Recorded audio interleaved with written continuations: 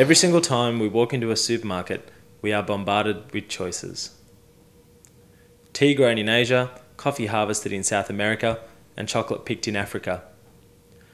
Items on the shelf don't arrive there by magic. There isn't a giant factory that creates them from nothing.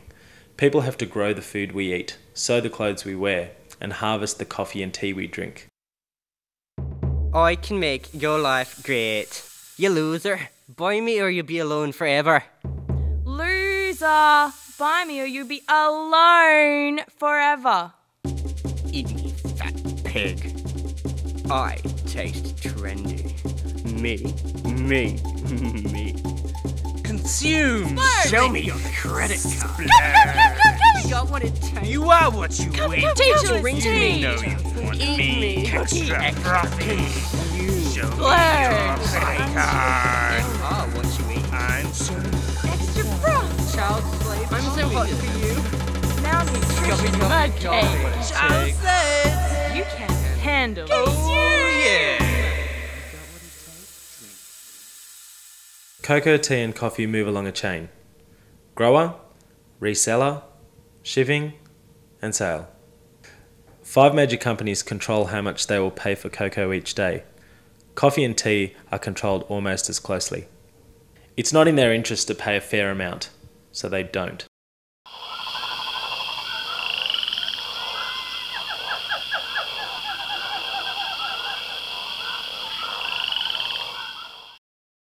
I'm a farmer living in a nation that you aren't likely to ever visit. I work on a small plot of land to support my family by growing cocoa. Farmers like me produce tea, coffee and chocolate. In fact, most of the things you enjoy eating or drinking every day could never be made without the hard work and high skills of people like me. If everything goes according to plan with my farming, then I'll make enough to feed my family this year. I'm also hoping to save a bit for next year, just in case something goes wrong.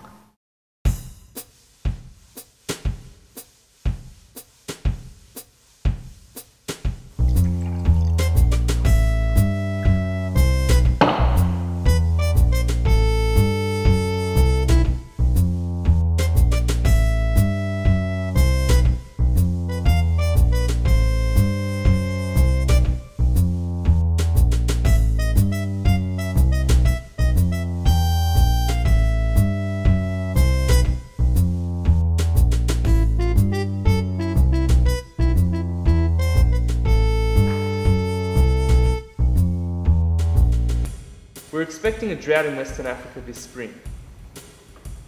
This means less cocoa on the market, and therefore the world price of cocoa is going to skyrocket. Well, just say we don't buy the cocoa. Is there anyone else who's going to buy it?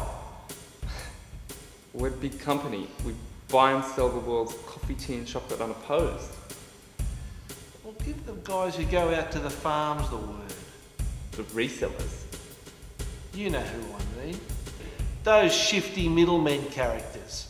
Give them the word unofficially that we aren't going to pay any extra. If the farmers want to eat, they'll come around. Anyway, we can get our cocoa from Indonesia or Brazil, right? That doesn't need to be unofficial. That's how we set the global price. If we have a flood, or someone in our family gets sick and can't go to the doctor, or we owe someone a little bit of money, or we have a drought, then the amount we can produce is drastically reduced, cutting down what we grow to not enough to live on. We're too busy growing cocoa to grow food, and this means that to eat, we have to sell our cocoa for whatever the global price is when we pick it. If the amount we get paid for our cocoa is not enough to buy food to eat, then we have to make some impossible decisions. So you get cocoa cheap if there's too much of it. Right. And you get it cheap if there's not enough. That's the beauty of a free market. If a component's inefficient, it dies off. If our kids stay on the farm with us, they'll starve. Do we send them to the city to starve? Or do we look at other terrible options?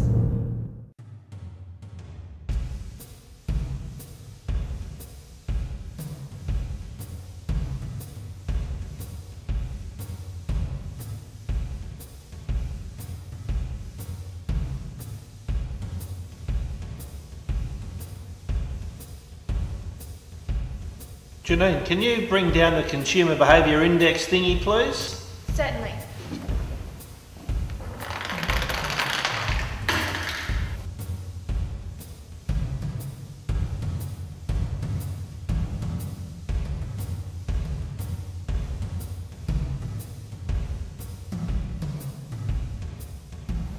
The red bar shows if anyone is buying from our Fairtrade accredited competitors.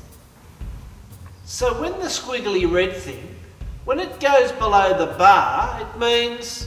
It means that no one is buying Fairtrade stuff, so there's no point in us providing a Fairtrade option on supermarket shelves. Well, where are they going to buy it if it's not on supermarket shelves? Well, Fairtrade items are available in supermarkets. People can get them from their local churches, they're stocked in offices. What was that? Someone's deciding on whether or not to choose Fairtrade. The squiggly red thing, it's going up and down. But they can't decide. What happened? They chose our product. What does that mean? It means business as usual. We keep doing things the way we've been doing them. Did I ask you for your opinion?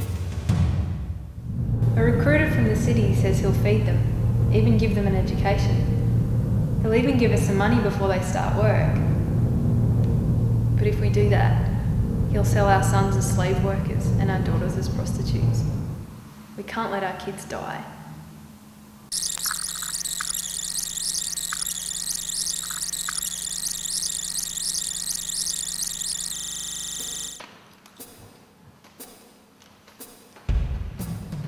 What happened? They chose Fairtrade. They didn't choose our product? No, they didn't. How are we going to get our money? I mean, our valuable customer back? We could get some of our products accredited fair trade. And for those products, we could offer the farmers a fair deal. We could move towards becoming a fair trade company. Did I ask you for your opinion? The stuff you buy can change the lives of millions of people you will never see. This is done not by charity, but by paying them a fair amount for a job well done. Fairtrade provides a label that guarantees people have enough to eat, they can look after their land, and their children can get an education.